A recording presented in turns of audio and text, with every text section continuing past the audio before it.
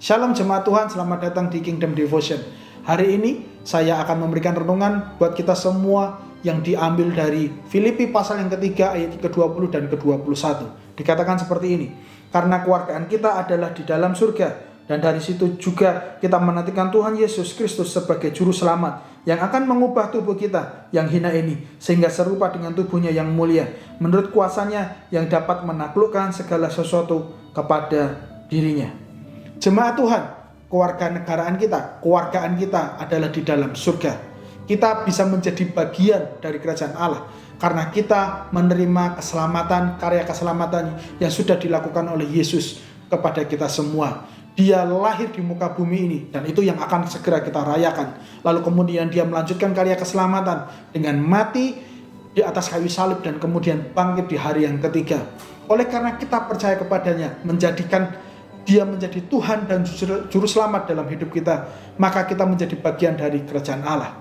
Dan berbicara sebagai warga kerajaan Allah atau berbicara sebagai seorang warga negara, ada 3 hal yang melekat pada diri kita. Yang pertama, ada sebuah kewajiban. Ada sebuah kewajiban sebagai warga negara. Sama halnya, kita juga memiliki kewajiban dalam bagian kerajaan Allah. Apa kewajiban kita? Yang pertama, mungkin kita bisa menjadikan Alkitab sebagai pedoman hidup kita. Alkitablah yang menjadi pedoman untuk langkah-langkah hidup kita ke depan.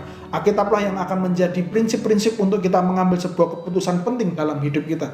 Atau kita berkewajiban untuk menjadikan Dia sebagai Tuhan dan Juru Selamat kita. Kita tidak berubah-ubah. Hari ini percaya, besok tidak. Dan berikutnya, kita harus tetap menjadikan Dia Tuhan dan Juru Selamat kita. Kita menjadikan Dia otoritas tertinggi dalam hidup kita. Karena kita sudah dibayar mahal, kita sudah dibayar lunas, menjadi anaknya, maka kita harus berkewajiban untuk taat kepada Dia.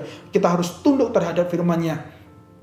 Dan berbicara soal kewargaan, kita memiliki hak. Kita sebagai warga negara, kita mempunyai hak untuk kita terima dari negara kita. Sama halnya, kita juga mempunyai hak dalam kerajaan Allah. Apa hak kita? Kita berhak untuk menerima semua berkat janji Allah yang sudah dituliskan di dalam Alkitab. Itu adalah hak kita. Kita patut menerimanya, kita perlu menerimanya. Apa saja itu? Bisa saja damai sejahtera.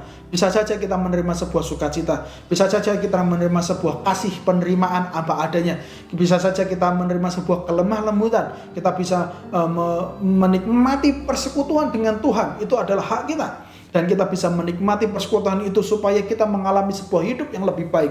Itulah hak kita. Dan juga jangan lupa, seperti halnya tadi dikatakan 21, yang akan mengubah tubuh kita yang hina ini sehingga serupa dengan tubuhnya yang mulia. Ketika Dia datang yang kedua kali, kita berhak untuk dibawa ke surga. Kita akan mengalami sebuah persekutuan dengan Tuhan. Itu adalah hak kita. Jemaat Tuhan, setelah kewajiban, hak, kita juga memiliki sebuah identitas. Sebagai warga kerajaan surga, kita memiliki identitas yang berbeda dengan mereka yang tidak percaya dengan Tuhan. Kita harus memiliki identitas yang berbeda dengan mereka. Apa identitas kita? Jelas, kita adalah anak dan Dia adalah Bapa kita. Kita harus memiliki sebuah hubungan yang intim dengan Dia karena identitas kita sudah berubah. Dan bahasa kita juga sehari-hari seharusnya juga harus berubah. Bahasa yang penuh kasih, bahasa yang membawa perdamaian, bahasa yang membawa kesatuan. Itulah adalah bahasa kita. Dan orientasi kita juga, fokus kita bukan lagi kepada hal-hal lahiriah, tetapi hal-hal batiniah atau hal-hal yang sesuai dengan kerajaan Allah. Itu yang harus menjadi bagian kita. Kewajiban, hak, dan identitas ini harus terus kita miliki, harus kita hidupi bersama-sama setiap hari sebagai warga kerajaan Allah. Pertanyaannya, seberapa kita menyadari bahwa kita bagian kerajaan Allah? Jika engkau masih menyadari bahwa engkau bagian dari kerajaan Allah, maka hidupmu harus sesuai dengan nilai-nilai kerajaan Allah. Alkitab tetap menjadi pedoman dalam hidupmu dan engkau memiliki hubungan yang intim dengan Bapa karena kita adalah bagian kerajaan Allah. Mari kita berdoa.